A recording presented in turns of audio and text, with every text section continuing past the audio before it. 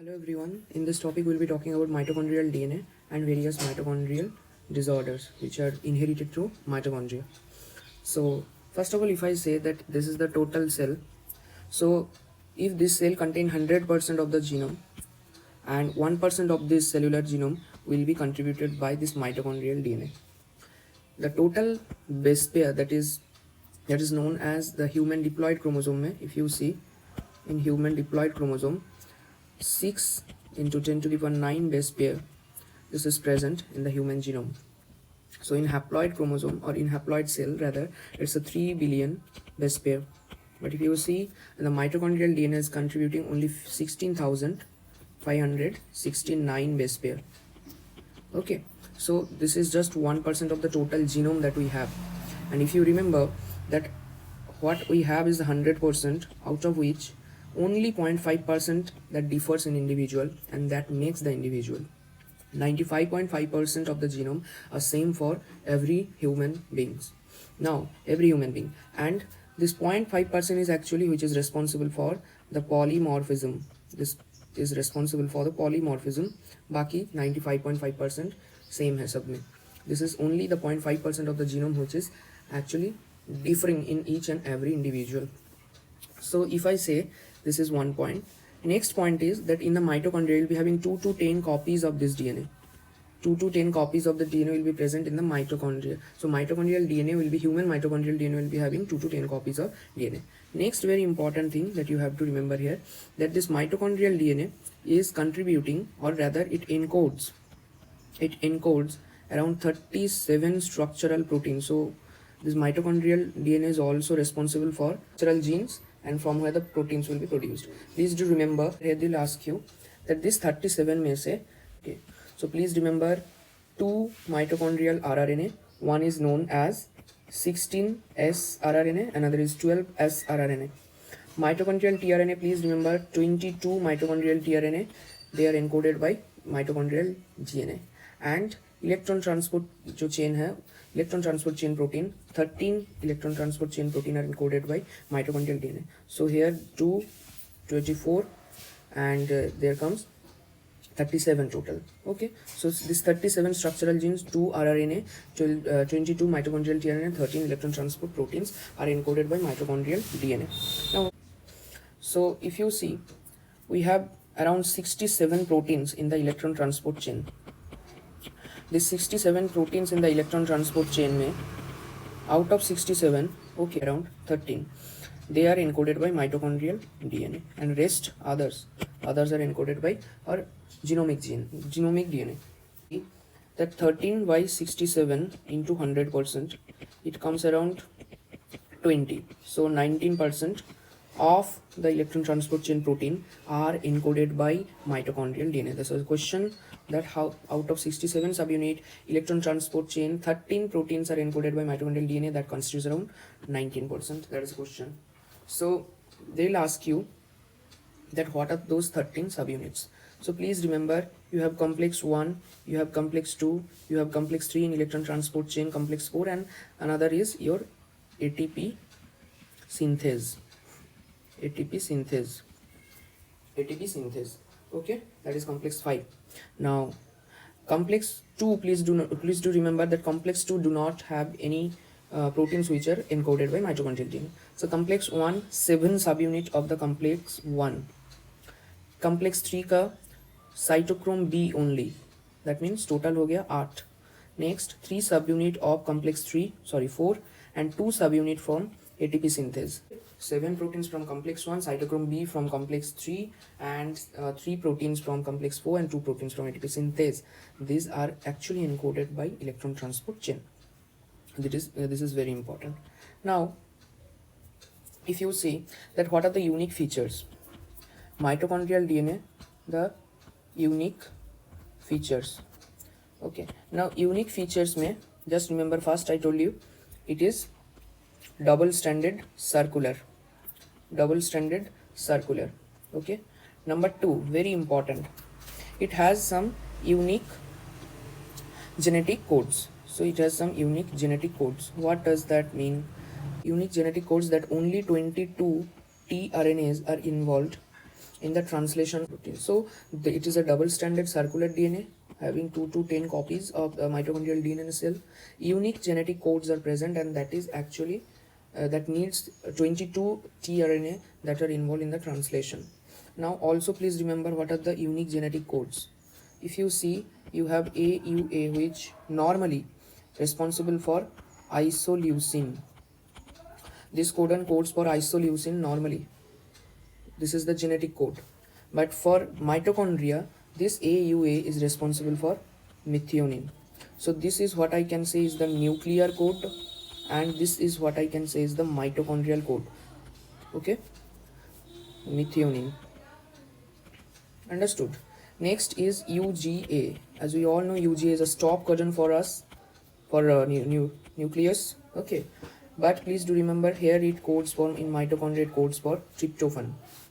Next is AGA and AGG, these two, which acts as a stop codon in the mitochondrial DNA, but normally it codes for they code for arginine codon, so they are not universal. Okay, coding something in nuclear DNA and coding something in mitochondrial DNA. So number 3 is very high rate of mutation. So why there is very high rate? If you see mitochondrial DNA, supposing this is the mitochondrial DNA, okay, and you'll be seeing that there is intron. Normally if I see this is my normal one nuclear DNA, so you will be seeing these are the exons. Exons are functionally active, and in between this greener intron are functionally inactive, means they this segment will not be replicable to protein. It will not be translated to protein. So you can say that this exon, which is functionally active, is protected by the introns from both the sides so that it is not damaged or got mutation easily. What happens in case of mitochondria, that these introns are absent. These introns are absent means your exons are openly lying. There is no intron which is covering the exons from both the sides, so there is very high rate of mutation. Number 2, no protective histone coverage is also there. Okay, if you remember the histone octamer and how the DNA packaging, the super solenoid model is formed, you see there is a huge role of histone proteins, but here no histone in that solenoid model. Okay, in case of mitochondrial DNA. So number 1, as there is no protective introns. Number 2, there is no protective histones. Number 3, there is no effective what? See, even our own genomic DNA, if there is mutation, okay, mutation happens now. If there is any mutation, what happens? Immediately our enzyme system and the repairing mechanism will start, and they will start repairing that segment. They'll try to repair that segment. Okay, but in mitochondrial case that does not take place. So there is no effective repair mechanism. Why? Because there is no effective repair enzymes are present. If enzyme for repair is not present, then who will repair?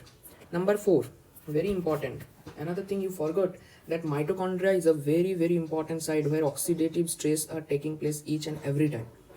Okay, so this is such a this organelle which is exposed to high degrees of oxygen free radicals. So each and every time these free radicals are generated, and this organelle is exposed to these free radicals. So as there is high degree of and high rate of free radicals production and this oxidative phosphorylation going on, responsible for causing mutation. So here, that's why this mitochondria is having so much of mutation.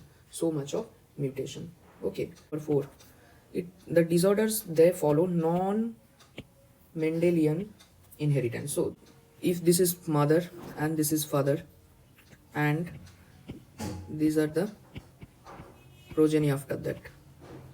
Okay, so it does not follow any kind of Mendelian inheritance. If the mother is affected by some disorder which is actually transmitted or which is actually due to mutation in the mitochondrial DNA, then each and every, whether it's son or daughter, each and every one will get the disease.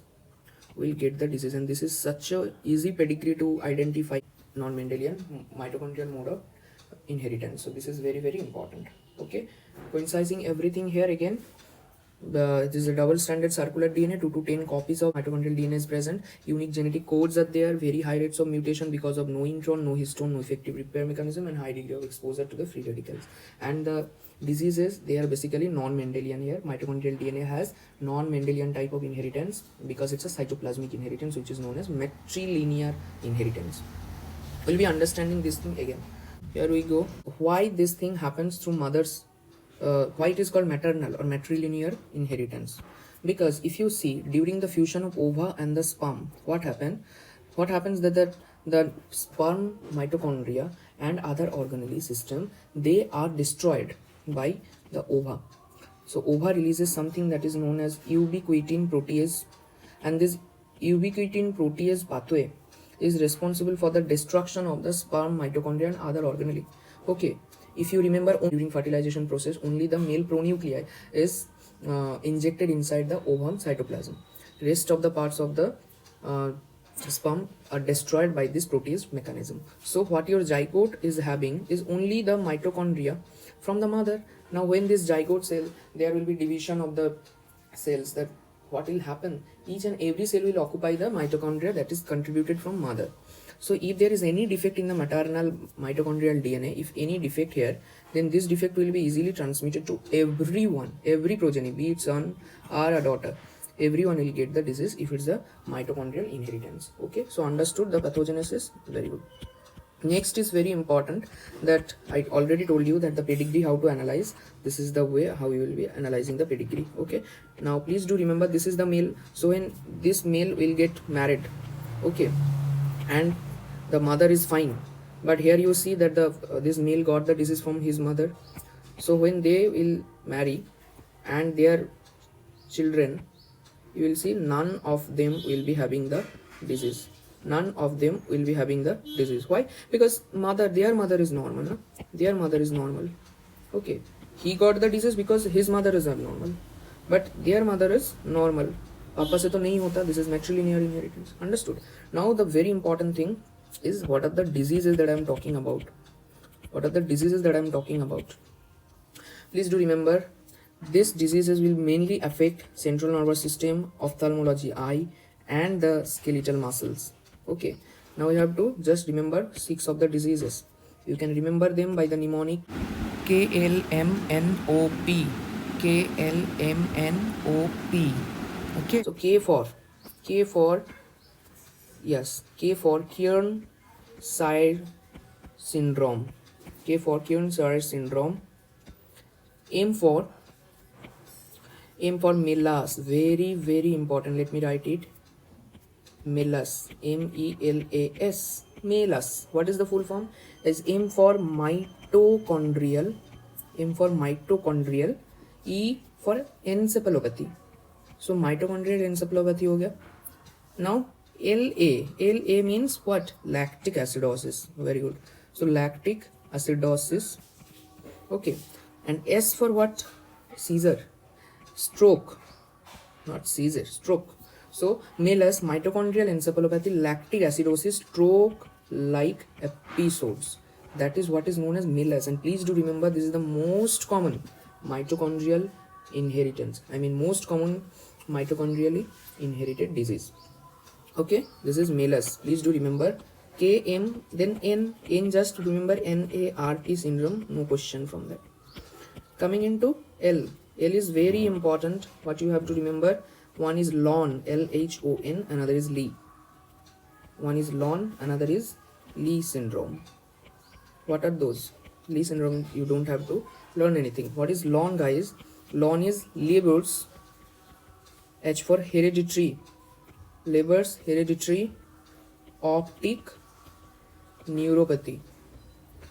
Leber's hereditary optic neuropathy. Okay, please do remember, that is very important.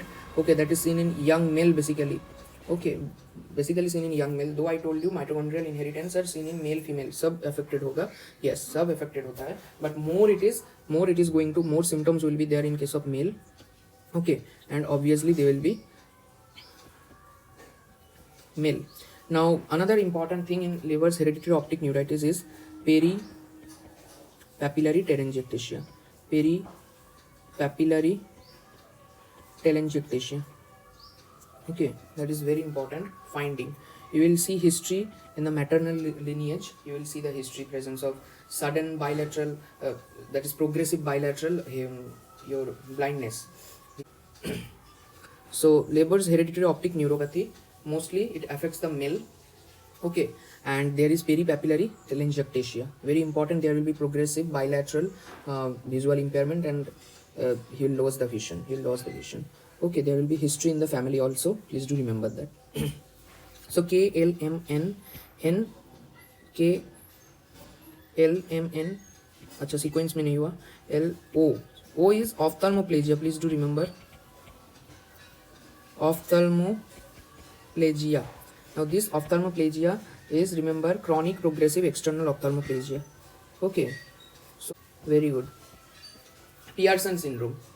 P for Pearson syndrome. So what you have to remember here is Mellus is the most common. Then you have to remember Lon, that is Leber's hereditary optic neuropathy. Okay, this is very, very important. You have to know. Okay, one term here. What is heteroplasmy? What is heteroplasmy? Please remember, what happens generally, that a person is having normal mitochondrial DNA, that is presence of normal mitochondrial DNA, plus there is mutant variety,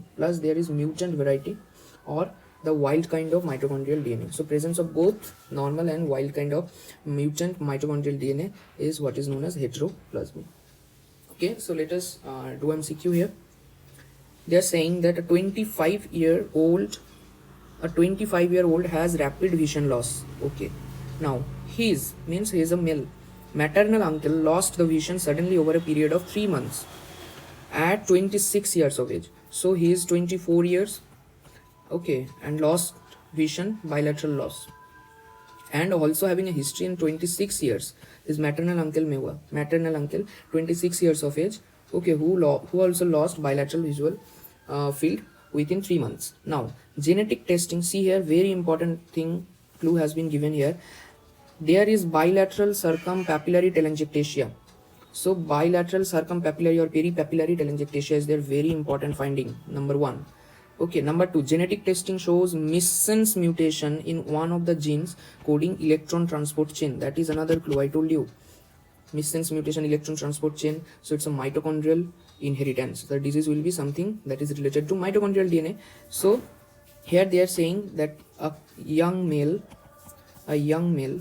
that is around 24 years, having history of the same in his maternal lineage. So history of same in maternal lineage. Okay, and if you see, there is bilateral progressive visual loss. On examination you will be having peripapillary, or that is known as circumpapillary telangiectasia. That is very, very important. Okay, plus you see that ETC gene involved. Okay, ETC gene are involved. So this all points towards the diagnosis of Leber's hereditary optic neuropathy. Easy. Now they are asking, see, the question is, they are asking that how many percentage, or rather what is the probability that this patient's son will be affected. So this patient means there is 24-year-old rapid vision loss is there. So that is rapid progressive vision loss, very important. Now, so he has got LON, which is a mitochondrially inheritance condition. So if he has this LON, do you think any of the son will get the disease? Even any of the daughter will get the disease from him? No. As I told you, the inheritance, see here very carefully. If you see here carefully, if the mother has the disease, then everyone will get the disease. But if the father has the disease, then no one will get the disease, no children will get. Okay, so here the answer will be big 0%. Okay, big 0%. Understood this question? Okay, so this is all about mitochondrial DNA. Thank you guys.